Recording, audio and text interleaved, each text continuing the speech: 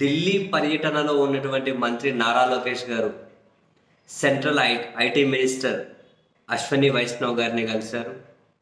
ప్రభుత్వం తాజాగా తీసుకొచ్చిన వాట్సాప్ గవర్నెన్స్ మీద తనతో చర్చించారు. అండ్ అదే సమయంలో మంత్రి గారు కూడా మరికొన్ని సోషల్ మీడియా ప్లాట్ఫామ్స్ మీదకి పౌర సేవలను తీసుకొని వస్తే బాగుంటుంది అని సలహా ఇచ్చారు అని, ఆ మేరకు ఆ సలహాను పాటించుకుంటూ ఒక డీజీ లాకర్ లాంటిది ఏర్పాటు చేసి, అంటే అదే మరి ఇదంతా కనుక మొత్తం ఎవ్రీథింగ్ ఇన్ ఆన్లైన్ వచ్చేటట్లుంది.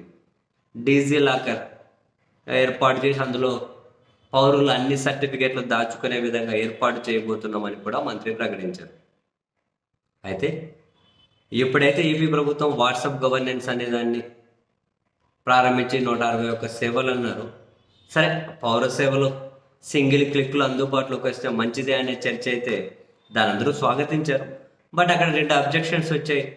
ఒకటి, పౌరుల డేటా అంతా కూడా ఒక ప్రైవేట్ యాప్ చేతుల్లో పెట్టడం ఏంటి అన్నది ఒక ప్రశ్న. సెకండ్, వైసీపీ వైపు నుంచి ప్రభుత్వం డేటా చౌర్యానికి పాల్పడుతుంది అని చెప్పి ఒక విమర్శ వచ్చింది. అయితే పౌరుల డేటా ప్రైవేట్ యాప్లో ఎలా పెడతారు అన్న ప్రశ్నకు నారాలోక్ మంత్రి గారు దీని మీద ఏమీ క్లారిటీ ఇవ్వలేదు, స్పందించలేదు. కానీ ప్రభుత్వం డేటా చౌర్యానికి పాల్పడుతుంది అన్న వైసీపీ విమర్శల మీద మంత్రి గారు స్పందించుకుంటూ, ఎక్కడైనా ప్రభుత్వం డేటా చౌర్యానికి పాల్పడుతుంది, వాట్సాప్ గవర్నెన్స్ ద్వారా డేటా చౌర్యం జరుగుతుంది అని ఎవరైనా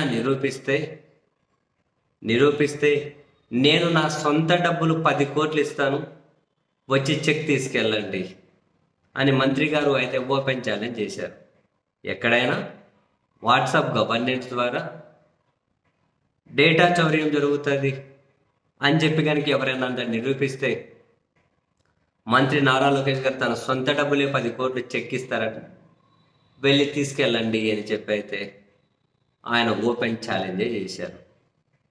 వెరసి మొత్తం మీద ప్రతిదీ కూడా ఇంకా ఆన్లైన్ రిలేటెడే. చివరికి సర్టిఫికేట్లు దాచుకోవడం దగ్గర నుంచి ఇప్పటికి ఎవరికి వాళ్ళు కొన్ని ఆ పనులు చేస్తూ ఉన్నారనుకోండి. ప్రభుత్వం యొక్క డిజీ లాకర్ తెస్తాను అంటుంది.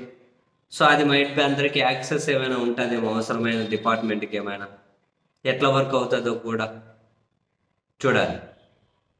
అండ్ వాట్సాప్ గవర్నెన్స్ సేవలు ఏవైతే ఉంటాయో, ఈ సేవలు పారదర్శకంగా మరింత మెరుగైన సేవలు కనుక పౌరులకు అందితే, దీంట్లో ఏమైనా కొన్ని అవి లోపాలు ఉన్నా సరిదిద్దుకొని ముందుకెళ్తే సంతోషమే. బట్ డేటా చౌర్యం అనో లేకపోతే ఇంకేదైనా ప్రైవేట్ యాప్లో పెట్టడం, అవి కొన్ని జాగ్రత్తలు తీసుకుంటే సరిపోతుంది. అండ్ మంత్రి గారు అన్నారులే, డేటా చౌర్యం చేయాల్సిన అవసరం మాకేముంది, ఓటర్ లిస్ట్ చాలు కదా, అది పబ్లిక్ డాక్యుమెంటే కదా, మాకు ఓటర్ లిస్ట్ ఒకటే చాలు, పబ్లిక్ డాక్యుమెంటే, అంతకుమించి వేరే ఏమో చేయాల్సిన అవసరం మాకు లేదు అని అయితే ఢిల్లీలో లోకేష్ గారు అయితే కామెంట్స్ చేశారు.